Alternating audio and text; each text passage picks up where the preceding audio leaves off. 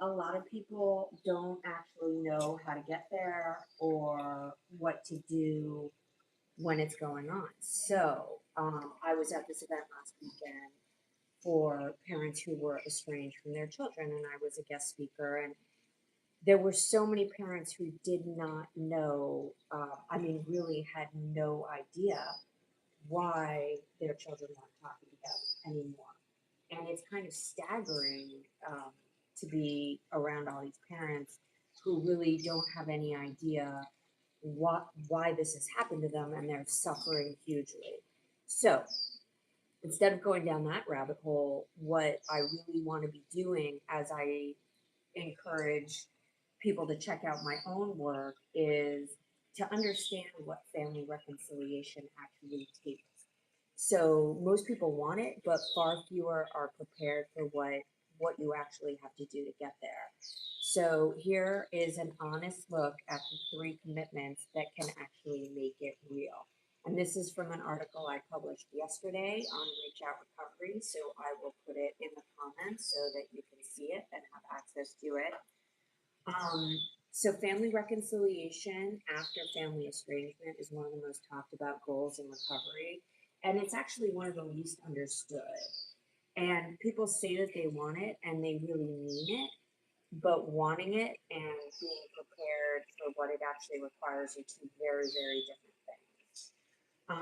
So if you've experienced estrangement, whether you're a parent who's lost contact with an adult child, a child who is distanced yourself from a parent, or someone caught in the fallout of parental alienation, you probably spent a lot of time imagining what it would look like to have that relationship back, to be able to be together again, to sit at the same table again. And the hope is real and it's worth honoring.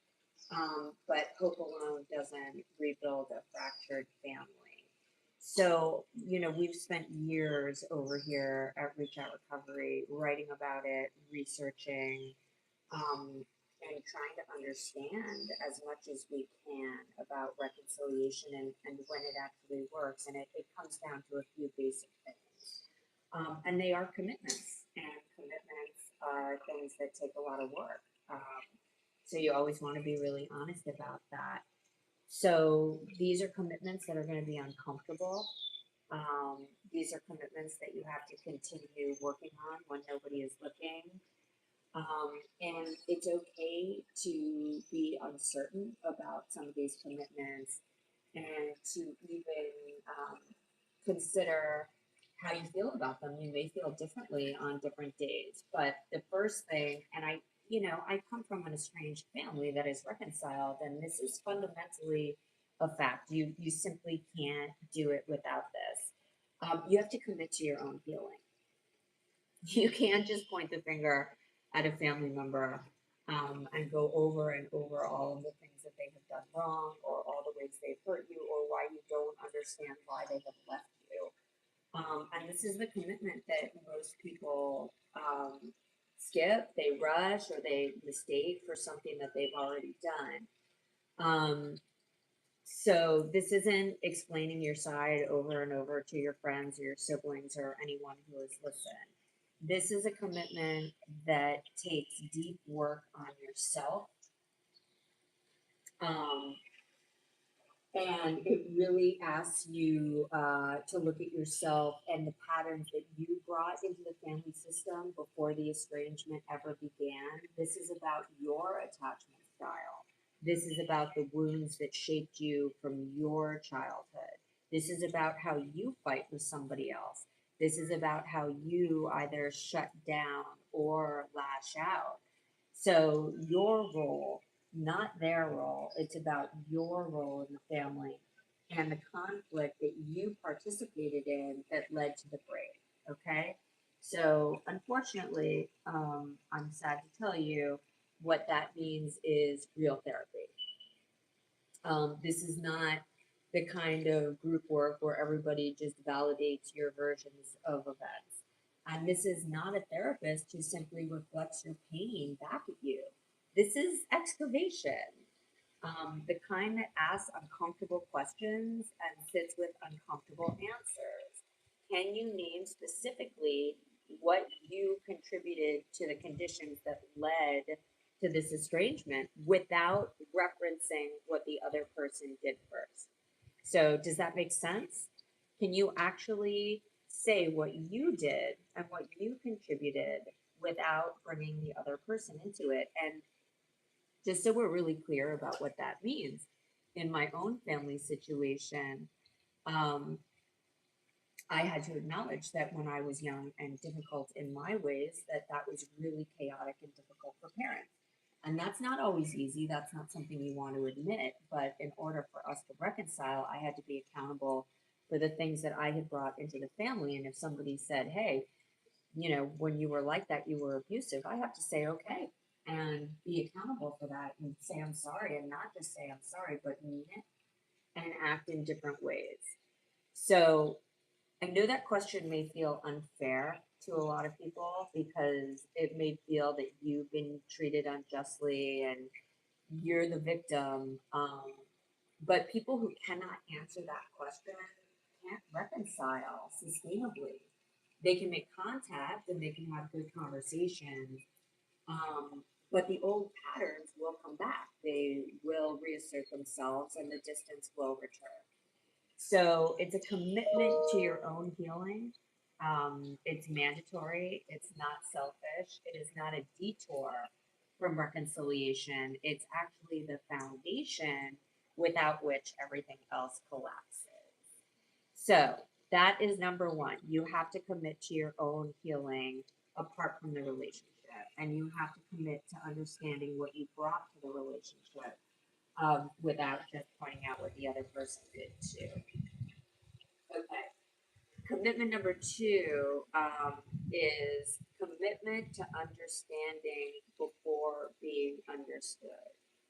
Okay, so when it comes to family reconciliation, be prepared for two narratives and they will barely resemble each other. So that means you will have two different sets of memories about what happened. Sometimes the versions may not overlap at all. So every estrangement has a story. Usually there are at least two versions. And if you put them side by side, they can read like completely different families. So the parent can describe a close but difficult relationship, while the child can describe years of feeling unseen, controlled, or even criticized. There's a sibling who felt like a peacemaker. There's a sibling who felt like a scapegoat. And none of these people are lying about what they felt or what they experienced. These are people who lived through the same events through profoundly different emotional nervous systems, different positions in the family, and different needs that were either being met or unmet.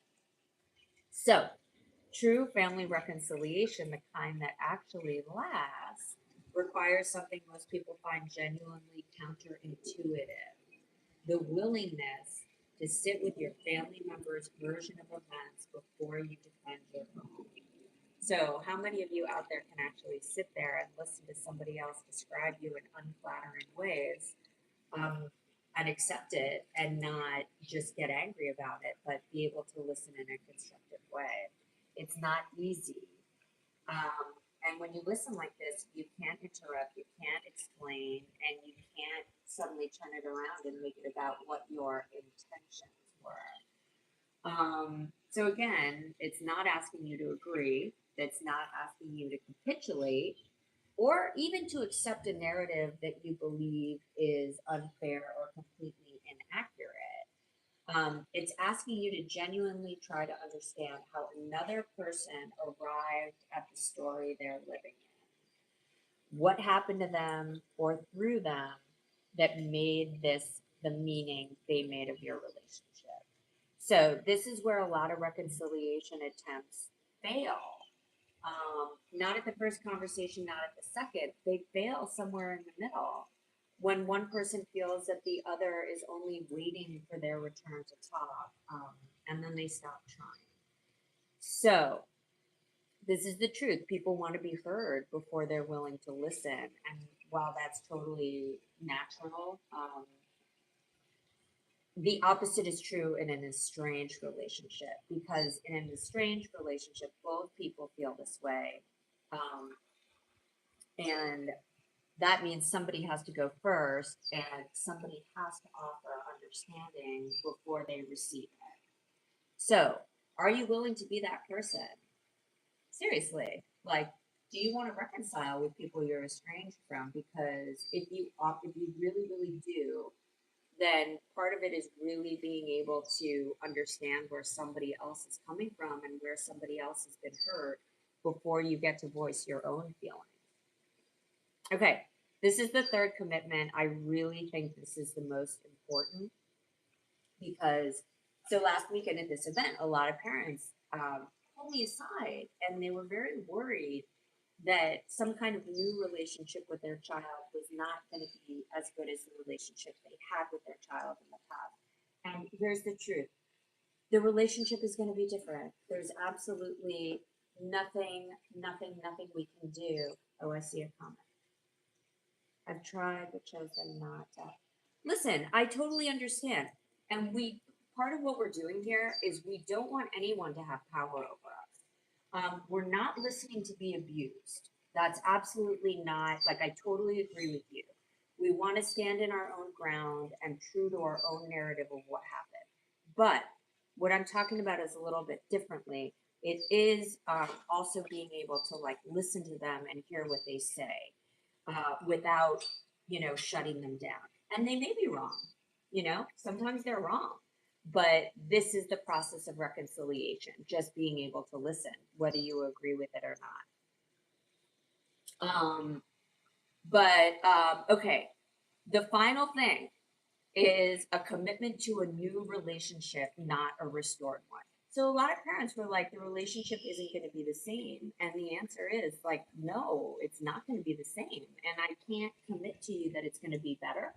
However, it will be more peaceful. And if what you're looking for is people who kind of gave each other more respect and had a bit more of a dignified, understanding relationship, then I definitely think that being open to a different kind of relationship is the way to go. So you can't go backwards in family reconciliation, but you can go forwards. And while it seems very difficult because you think you're giving up something, the reality is you're carrying an image of what you had. And often, like, the images of what we had aren't super realistic anyway. We're remembering a holiday that worked. We're remembering a phone call that went really easily. And we're remembering how things went before they went wrong. Um, so the relationship that existed before the estrangement, whatever it was, it did contain the conditions that created the estrangement. So within that were the unspoken dynamics, the unexamined patterns, the things that no one ever said directly. So returning to that relationship means returning to those conditions. And those conditions will produce the same result given enough time. So this is why the new relationship is going to be better. So the question is, can you grieve the relationship that you had and let it go in order to build something different with the same person? Right? So this is the big question. The families that reconcile sustainably build something new, a relationship with different expectations, clearer boundaries, not walls, but honest parameters about what works and what doesn't. So, for example, in our family, we have different ways of communicating, and we just don't yell at each other. And if people are getting heated and do start to get heated, we really do step away because we've made a commitment that we're not going to get into that place where our nervous systems are suddenly coming alive and we're saying things and behaving in ways that we don't want to. So the new relationship will look different than came before. It may be smaller. It may be less enmeshed. It may be less in each other's business, but maybe that's exactly what you need. Less characterized by the kind of closeness that was actually codependency. I know I'm throwing out the codependency word.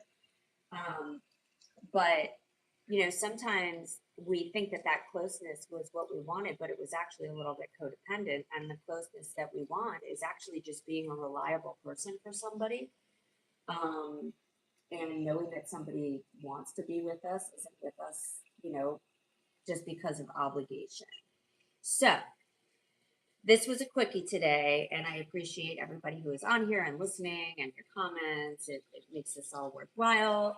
But the honest question is, are we willing to do a couple of things differently in order to get to family reconciliation? And those things really are, and I told the parents last weekend, the happier you can be on your own in your own life, the easier it is for an adult child to reconcile with you, and the more they're going to want to.